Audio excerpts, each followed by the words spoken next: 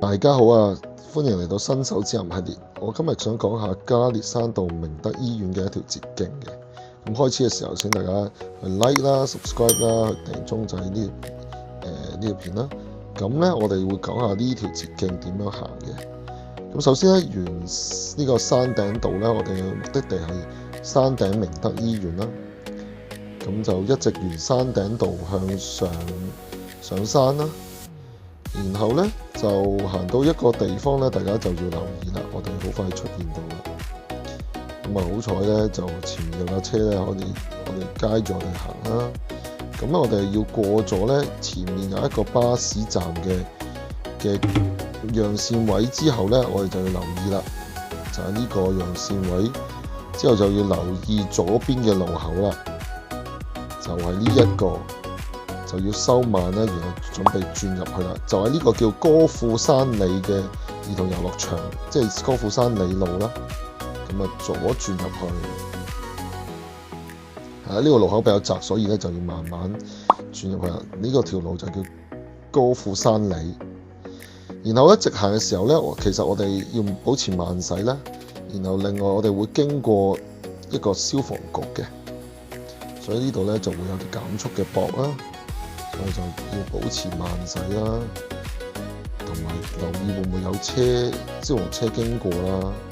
同埋前邊咧有啲住宅嘅，所以其實要保持慢駛度，最好停嗰架車啦。睇下留意上翻最盡頭咧，呢度有一個髮夾彎同埋個減速駁嘅。咁有機會有對頭車，好似頭先呢個白色嘅私家車咁，我哋要左轉呢個髮夾彎，左轉入去呢條路就係其實已經係加列山道噶啦。咁我哋就會避開咧，之前如果行正途咧，上山頂道之後咧，要有另外一個髮夾彎咧，有個燈位要等好耐嘅。咁呢條係捷徑噶啦。咁我稍後會再剪過另外一條片咧，係正路係唔行捷徑要點樣行嘅。咁我哋繼續沿住山路繼續行啦。咁今日拍呢條片嘅時候就早上時候都幾大霧嘅。咁上到山頂咧，係真係可以睇到係好模糊嘅。留意呢個路口就咧，我哋睇指示牌咧，就叫我左轉去醫院啦，就係明德醫院啦。咁就係呢個路口左轉啦。咁咧其實加列山道好得意嘅，其實係一個圈嚟嘅。咁就算你 miss 咗行錯咗咧，兜一個圈都可以行到嘅。咁當然啦，我哋就因為載住乘客，所以都係以最短途為原則啦。咁呢個捷徑就其實我係想快啲嘅，咁啊客冇要求嘅。咁但係有啲客都會識行嘅，咁啊要留意翻啦。咁我哋繼續向前行啦。咁呢邊都係雙線啦，但係有機會有部分路程咧比較窄嘅條路，所以就小心。我前面已經到咗我哋嘅目的地啦，就係山頂明德醫院。咁個路口都比較窄嘅，所以慢慢駛入去。放心，呢度就單程嘅，唔會有對頭車嘅。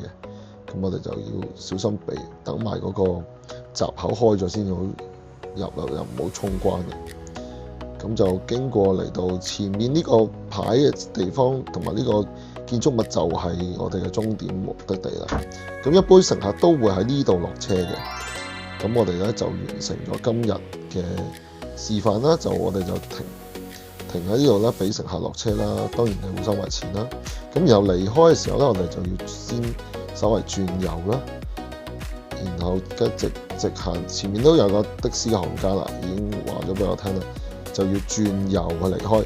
如果直行入去咧，就係其實係醫院嘅正門嘅。咁但係我哋大多數都係喺頭先個位停低行，一行入去門診嗰邊嘅。好啦，我哋直上呢條斜路就係個出口嚟啦。咁一個閘通常都會開咗嘅，咁我哋右轉就係出口嚟嘅。咁留意翻左面會唔會有車經過啦。好啦，咁今日嘅示範就講到呢度啦。咁歡迎大家啦，即係覺得好嘅就 like 條片啦，訂閱我嘅 channel 啦，撳埋鐘仔可以通知大家有新片啦。咁我哋下條片再見，多謝，拜拜。